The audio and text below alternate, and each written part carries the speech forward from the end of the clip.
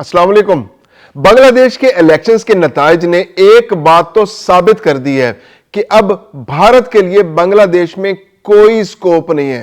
नरेंद्र मोदी भागे भागे फिरने मुबारकबादें दे रहे हैं तारिक रहमान को कि जनाब हम आपकी फतह पर बहुत खुश हैं और हम आपके साथ एक अच्छा वर्किंग रिलेशनशिप बनाना चाहते हैं। लेकिन वो भूल गए कि पिछले 17 साल के दौरान उन्होंने किस तरह से बांग्लादेश की खुद मुख्तारी को एक्सप्लॉइट किया। हसीना वाजिद को प्रमोट करके उन्होंने बांग्लादेश को अपना बगल बच्चा बनाए रखा। लेकिन अब बांग्लादेश की जो हुकूमत बनी है और वहां जो अपोजिशन आई है, वो दोनों एक बात पर यकसू हैं कि उन्होंने बांग्लादेश को एक खुद मुख्तार मुल्क बनाना है और भारत की बालादस्ती से निकालना है। पाकिस्तान के वजीर आजम और सदर ने दोनों ने मुबारकबाद दी तारिक रहमान को और उम्मीद जाहिर की है कि एक बार फिर पाकिस्तान और बांग्लादेश के दरमियान बरादराना ताल्लुकात बहाल होंगे और एक खुद मुख्तारी और बराबरी की सतह पर पाकिस्तान और बांग्लादेश एक दूसरे के साथ जबरदस्त वर्किंग रिलेशनशिप बनाएंगे और खित्ते में अपना किरदार जो बहुत अहम है दोनों ममालिक का वो अदा करेंगे। मैं हूं खुर्रम करीम और आप देख रहे हैं 24 डिजिटल। बांग्लादेश के इलेक्शंस में बांग्लादेश नेशनलिस्ट पार्टी यानी बीएनपी के तारिक रहमान वाज़े अक्सरियत बल्कि यूं कहिए कि 2/3 अक्सरियत हासिल करने में कामयाब हो गए। 300 के हाउस में उन्होंने 212 नशिस्तें तो सिक्योर कर ली हैं और उनकी मुखालिफ जो इत्तेहाद था जो जमात इस्लामी लीड कर रही थी वो 73 सीटें लेने में कामयाब हुई है। जमात इस्लामी एक्सपेक्ट कर रही थी कि उसकी सीटें इससे बहुत ज्यादा होंगी, लेकिन रिवायती सियासत एक बार फिर जीत गई। जो स्टूडेंट्स की मुहिम थी 2024 में जो एक तहरीक शुरू हुई थी हसीना वाजिद के खिलाफ, जो जेन जी ने शुरू की थी, जिसको जमात इस्लामी की सपोर्ट भी हासिल थी और तलबा महाज जो था उसने एक पूरी हुकूमत को पलट कर रख दिया था, वो भी जो तलबा की तंजीम थी, जो नेशनलिस्ट जो सिटीजन पार्टी थी, वो भी 5 नशिस्तें हासिल करने में कामयाब रही।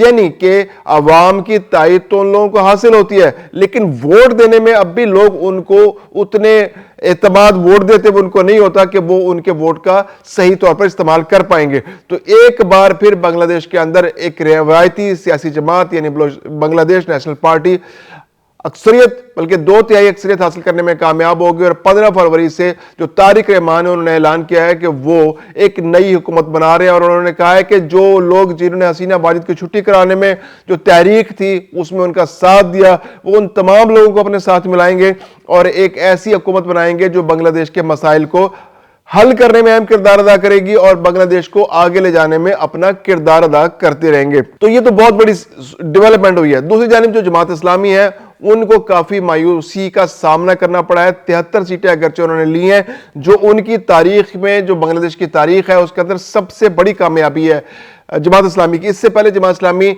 1990 में 18 सीटें लेने में कामयाब हुई थी, जो उनकी अब तक की सबसे बड़ी अचीवमेंट थी। एक और इलेक्शंस में 1996 में उन्होंने 17 सीटें ली थी। फिर ज्यादातर वो बाइकआउट करते हैं या फिर उनको इलेक्शन लड़ने नहीं दिया जाता। जो हसीना वाजिद का दौर था उसमें तो वो बिल्कुल ही उनको ज़ेर अताब रहे। उनके जितने भी सरबराहान थे उनको या तो जेलों में डाला गया या फिर बहुत सौ को फांसी भी दे दी गई। और आने वाले दिनों में अगर हसीना वाजिद का हुकूमत बरकरार रहती तो इस बात का खदशा मौजूद था कि जमात इस्लामी को कायदीन को सख्त सजाओं का सामना करना पड़ता, क्योंकि जमात इस्लामी वो जमात है कि जिसने जब बांग्लादेश को अलहदा किया गया था और वहां मुक्ति पाने की तहरीक चली थी और भारत ने आकर बांग्लादेश पर हमला करके उसको पाकिस्तान से अलहदा कर दिया था, तो जमात इस्लामी वो तंजीम थी जो पाकिस्तान के साथ खड़ी रही थी और उसने पाकिस्तान से अलहदगी को कबूल नहीं किया था और जिसकी सजा उसको बगावत के मुकदमात की सूरत में भुगतना पड़ी। और ये बगावत के मुकदमात जो है 2014, 15, 16, 17 तक चलते रहे और बहुत से अहम रहनुमाओं को फांसियां दी गई। तो अब यह तवक्को की जा रही है पाकिस्तान के लिए एक बहुत बड़ी स्ट्रेटेजिक गैप पैदा हो गई है। सार्क ममालिक जो सार्क अपनी अफादियत खो चुकी थी और भारत का बगल बच्चा बन चुकी थी और भारत ने सार्क को खत्म कर दिया था, बांग्लादेश उसके साथ मिल गया था और बाकी छोटे ममालिक भी उसके दबाव में आ गए थे। अब एक बार फिर तवक्को की जा रही है कि सार्क अपनी अफादियत दोबारा कायम करने में कामयाब हो जाएगी। भारत को भी अब एहसास हुआ है कि अब वहां पर जो हुकूमत आई है और जो हम अपोजिशन जमात है जमात इस्लामी की, वो दोनों भारत को पसंद नहीं करती। इसके अलावा एक और बड़ी डेवलपमेंट जबरदस्त हुई है कि बांग्लादेश के अंदर 36 साल बाद ऐसे हुआ है पहली दफा कि वहां पर एक ऐसा वजीर आजम है जो खातून नहीं है, यानी मर्द वजीर आजम है। अबूरी हुकूमत में तो यूनुस साहब जो है वो वजीर आजम बन गए थे, लेकिन वहां पर इससे पहले जितने भी वज़ीर आज़म है या तो खालिदा ज़िया वज़ीर आज़म बनती थी या फिर हसीना वाजिद वज़ीर आज़म बनती थी। तो दोनों बेगमात का मुकाबला होता था। बेगमात ज़िया रहमान साहब की वाइफ जो है वो خالدہ ضیاء تھیں اور جو سابق صدر تھے ضیاء الرحمان، اور اس کے علاوہ جو عوامی لیگ کے سربراہ مجیب الرحمان، ان کی بیٹی حسینہ واجد. تو یہ ایک بیگمات کی جنگ ہوا کرتی تھی. اس بیگمات کی جنگ کا کسی حد تک خاتمہ ہوا ہے. وہ دونوں بیگمات ایک تو بھارت چلی گئیں فرار ہو کے، اور دوسری اللہ تعالیٰ کے پاس چلی گئیں، فوت ہو گئی خالدہ ضیاء، اور ان کا بیٹا طارق رحمان جو ہے اب وہ وزیر اعظم بننے میں کامیاب ہوا. ایک بہت بڑی ڈیولپمنٹ ہے کہ 36 سال بعد ایک مرد وزیر اعظم جو ہے وہ بنگلہ دیش میں آیا. عموماً جو دنیا بھر میں تاثر ہوتا ہے کہ شاید ویمن کو امپاورمنٹ نہیں ہے مسلم ممالک کے اندر، تو مسلم ممالک نے ہمیشہ ثابت کیا ہے کہ ویمن امپاورمنٹ کے معاملے میں ویمن جو مسلم ممالک ہیں وہ آگے ہیں. پہلی خاتون وزیر اعظم پاکستان میں بے نظیر بھٹو بنی تھیں دنیا بھر میں مسلم ممالک میں، اور اس کے بعد خالدہ ضیاء 1990 میں جو وزیر اعظم بنی بنگلہ دیش کی. تو دنیا بھر میں مثالیں پاکستان نے اور بنگلہ دیش نے قائم کی کہ ویمن امپاورمنٹ کے معاملے میں جو مسلمان ممالک پہ الزام ہے کہ خواتین وزیر اعظم نہیں بن سکتی ہیں، ان کو اہم عہدوں پر فائز نہیں کیا جاتا، تو یہ تاثر سراسر غلط ہے.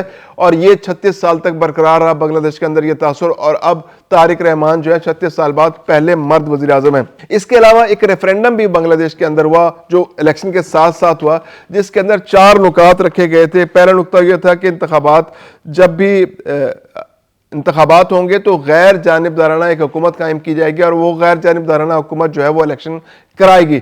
اور اس کے علاوہ ایک نکتہ یہ تھا کہ جو ان کی پارلیمنٹ ہوگی وہ جس طرح دنیا بھر میں ہوتا ہے کہ 2 لوئر ہاؤس اور اپر ہاؤس بنانے کے دو جو پارلیمان ہوں گے اس کے 2 ہاؤس ہوا کریں گے پارلیمان کے، تو وہ بھی ایک قانون پاس ہوا ہے. اس کے علاوہ ایک قانون یہ اس نکتے پر بھی ریفرینڈم ہوا کہ جو وزیر اعظم ہوگا اس کی میکسیمم مدت 10 سال ہوگی. 10 سال بعد اس کو اپنا عہدہ چھوڑنا پڑے گا، اور اپنی پارٹی میں سے اگر وہ پارٹی جیت بھی جائے تو اس کو نیا وزیر اعظم لے کے آنا پڑے گا.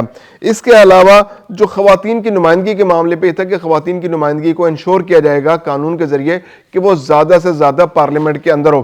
تو یہ ایک جو الیکشن تو ایک ساتھ تھا 300 نشستوں پر، ساتھ ہی ساتھ ریفرینڈم پر بھی ووٹنگ ہو رہی تھی، اور اس ریفرینڈم کے حق میں 73% لوگوں نے ووٹ دیا ہے کہ یہ جو 4 نکتے تھے کہ وہاں پر ویمن امپاورمنٹ ہو، وزیر اعظم کا عہدہ 10 سال کے لیے ہو، اس سے زیادہ نہ ہو، اس کے علاوہ جو 2 ایوان ہو، اور غیر جانبدارانہ جو حکومت ہو اس کے تحت انتخابات کرائیں. تو یہ 4 نکات کو قبول کر لیا ہے، اور اب یہ نکتے بھی وہاں پر جو قانون سازی ہوگی، جو نئے قوانین بنیں گے ایک ریفرینڈم کی صورت میں. ایک چیز تو ہو گئی ہے کہ یہ 4 قوانین آئندہ ان پلیس ہوں گے. اب 2/3 اکثریت بھی مل گئی طارق رحمان کو، تو طارق رحمان کی 2/3 اکثریت کے بعد یہ بڑی آسانی ہو گئی کہ جو بھی ریفارمز لانا چاہ رہے ہیں، جو بھی اقدامات کرنا چاہ رہے ہیں، اور جو بھارت نے اپنے آپ کو یہاں پہ بہت زیادہ انفلوئنس اس کا بھارت کا ہو گیا تھا، اس سے چھٹکارا حاصل کرنے کے لیے تو طارق رحمان کی جو 2/3 اکثریت ہے وہ بہت اہم کردار ادا کرے گی. پھر یہ کہ آنے والے دنوں میں جو پارلیمان کے حوالے سے اصلاحات کرنی تھی، جو انسداد بدعنوانی کے حوالے سے جو انہوں نے اصلاحات کرنی تھی، تو ایک بہت بڑا